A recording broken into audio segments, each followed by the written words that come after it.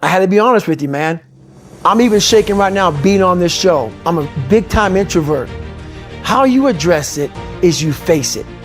You face it every day. You face it every single day of your life. Where you say, okay, like if you're fat and you need to lose weight, it's patience. It's patience in this fact of accepting who you are right now. I'm fat, I don't like myself. Accepting the fact that if you lose 3 or 4 pounds, that's a huge accomplishment. You have to live in your own fucking world. You cannot judge yourself. That's why social media and all these things are horrible. You can't judge yourself off of the so-called competition that we have made up in our mind. The things that, how people look, how people act, how smart someone is. This is a race that you run completely alone. And you're all by yourself. I had tons of sticky notes all over my mirror. It wasn't like, be better than John or be as fast as whoever. Okay, David, yesterday you did this. Today, our next goal for the week is this. So I had a year goal, weekly goals, daily goals, hourly goals, and the big goal was I lied a lot growing up. I wanted to be accepted. One goal was, let's go one day without lying. You look to your left, you look to your right, and you start to judge yourself off other people. Like, if you're a female, well, she's skinny and she doesn't work out as hard as I do, and everything starts to corrupt your mind. You start to look around too much at other people and what they're doing, and that starts to corrupt your own dialogue. We are judging ourselves against too many fucking people. You have to judge yourself against yourself. And that's the one thing I started learning, man. This isn't a race against me and Rich Roll.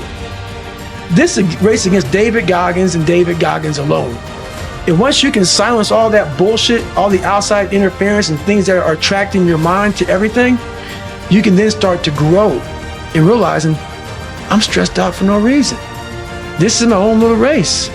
This is my own timeline, and this is how I'm gonna run it. I've done a lot of public speaking, yes. And something you enjoy doing? I don't enjoy doing it. No, I don't enjoy doing interviews, and people go, well, why do you do it? One big reason why I can't stand it, public speaking, being on camera, I used to stutter real bad growing up. Even me right now to talk to you, I'm in the car for an hour getting pumped up because I'm a shy, introverted, leave me alone type of guy.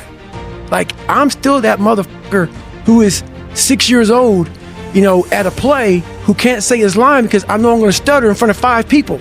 So I walk off the stage. That's still me. So every day I'm fighting that dude. So people think, oh my God, man, you're on a podcast, you look so crazy, so evil. No, I'm trying to be locked into Joe. So my mind isn't veer off saying, let's run out the damn door because people are watching me on the fucking podcast. I want to open this damn door and get the hell out of here, man. So that's the real me.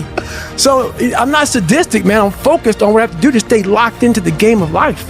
It's funny that you're sitting here saying that like things like public speaking you find hard when you've done all the crazy, insane stuff that you've done. You gotta do them alone. I do them alone. Like I pick these hard things that most people think you can't finish anyway. You go out there, you grind, you're alone, you're in your own head. I work best alone. So those are easier. I figured out a way to kind of challenge your mind, channel it and challenge it at the same time. And I figured out a way to kind of just have an indestructible toolbox in your mind. So those are easier. And how are you finding now? You're very public, right? You would say famous. You come to London, which isn't where you live, and you get recognized everywhere. You're speaking in front of 500 people. How are you finding that phase of challenging your mind and your life? It sucks. I'm gonna be honest with you, man, because but for some reason I have a gift. It's not a gift of gab. It's just a gift of saying, look, man, I'm vulnerable. I'm very, very human. I'm not God's gift. I'm not Superman. I'm not Batman. I'm not even Robin. But I did figure out some things along my journey. So if I kept myself introverted and closed in, no one would ever, realize, man, that big, hard, tough guy over there, man, he's just some superhuman, and they put a title on me. This way, I have to break myself down, let people know that anyone can be who they want to be.